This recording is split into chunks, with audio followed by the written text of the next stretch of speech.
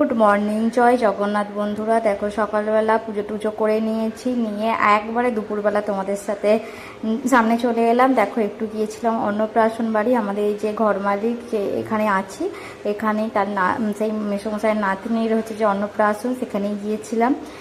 যে খাওয়া দাওয়া করলাম একটুখানি, যে কথা টথা বলে তারপরে খাওয়া দাওয়া করলাম। অনেক কিছু হয়েছিল, আর একটু করে খেয়ে লাস্টে পাঁপড় ভাজা আর একটা জিলেপি আর আইসক্রিম খেয়ে তারপরে দেখো গুটি গুটি পায়ে বাড়ি চলে এলাম। এই যে দেখো রাত্রিবেলা রান্না বান্না করতে চলে এসেছি, আর আজকে কি রান্না করছি তোমাদের সাথে একটু শেয়ার করি, চলো তোমরা দেখো। আজকে সেরকম কিছুই রান্না করিনি, ভাবলাম কি করব করে এই যে একটু ডিম ভাপা করছি, ভাবছি ডিম ভাপা করে একটু তরকারি করবো, আর কালকে আজকে একটা করেই করব। তার কারণ এখানে না দুটো বাটি ধরে না, ওই জন্য একটা করেই করব। ঢাকা দিয়ে দিই, এটা হতে হতে আমি এইদিকে আটাটা মাখিয়ে নিই। যে আটাটা নিয়েছি আটাটা মাখিয়ে নিই, এটা হোক। যে দেখো এইখানে হাইরে, এটা কেন এমন গন্ডগোল মার্কা হয়ে গেছে। এখানে একটা হয়ে গেছে, এই যে এখানে একটা হয়ে গেছে। ছেলে এখন আমার পরে ডিম পোচ খাবে, কি জ্বালাতন তো। এটা হয়ে গেছে, ডিম পোচ খাবে বলছিল, কেননা ওকে বেশি ডিম দেবো না, নাহলে একটা ডিম পোচ করে দিতে পারতাম। আর ডিম ভাপাই করছি, ভাপা করে তরকারি করব। আর এখানে পেঁয়াজ কেটে নিয়েছে, একটু আদা রসুন আর একটু টমেটো দেবো। আর এখানে ছেলে কি করছে একটু দেখাই।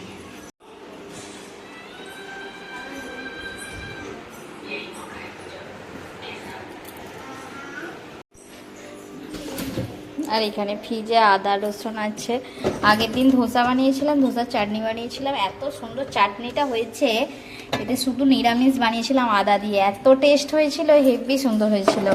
আর ফ্রিজে আজকে সবজি আছে কিন্তু সেরকম বেশি কিছু সবজি নেই। কালকে ফ্রিজটাকে পুরো একদম ডিপ ক্লিন করব, পুরো পরিষ্কার করব কালকে।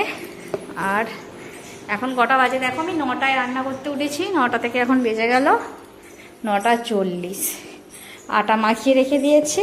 এখানে একটু টমেটো বেশি খাওয়া বারণ আছে, তাও দানাগুলো ফেলে দিতে বলেছিল, আমি দানাগুলো শুধু পেস্ট করেছিলাম। আর এখানে কড়াটা একটু মেজে নিয়েছি, এই যে। আর আমার সোনাই শুধু ডিম খেতে আসছে। ওকে যে আমি যে আর একটা এক্সট্রা করে দেবো না, এক্সট্রা করে দিলে হবে না, বুঝলে তো, ওর খাওয়া বারণ আছে বেশি বেশি। আর ওই জন্যে মানে করে দেবো না, এই একটা করেই হবে আমার। নাহলে আমি তো মনে করলে আরামসে এক্ষুনি একটা ডিমের পোচ বানিয়ে দিতে পারি, বা আর একটা ডিম করে দিতে পারি, কিন্তু করে খেলে যেটা চলবে না, শরীরের ক্ষতি, সেইটা তো দিয়ে লাভ নেই, দিয়ে উপরন্তু আমাদেরকেই ভুগতে হবে। তাই জন্যে 3টেই করছি। এই 3জনেরই পেঁয়াজ একটু মানে অল্প তেল সেরকম তো পড়বে না, মশলা বলতে পেঁয়াজটাই পড়বে একটু, আদা রসুন না দেয়াই না এরকম দেবো, আর টমেটোটাও সেরকম। আর চলো এগুলো একটুখানি হালকা করে তেল দিয়ে একটু ভেজে নিই। তেলটা দিয়েছি দেখতে পাচ্ছ, একদম নামমাত্র। ডিমগুলোকে একটু ভেজে নেব, এই ডিমটাকে তুলে নিই। যে ডিমগুলো ভাজছি এগুলোকে আর উল্টাবো না আজকে, কেননা তেল তো কম আছে, আবার যদি ভেঙে যাবে। এইটা তাও ছাড়াতে যে ভেঙে গেল, এমনি একটুখানি হালকা করে শুধু একটু এদিক ওদিক করে নেব, উল্টালে যদি কিছু নষ্ট হয়ে যায়। দেখো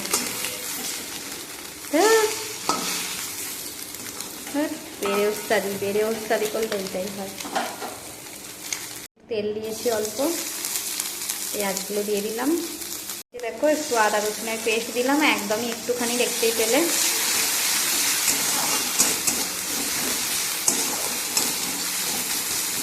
আর একটুখানি টমেটো দেবো, ফুল করে টমেটোমের দানা শুধু বেটেছিলাম, নাহলে আমি এখন টমেটোমের দানা দিই না। টমেটোমের দানাগুলো না, টমেটোর দানা আমি খেয়ে নিই।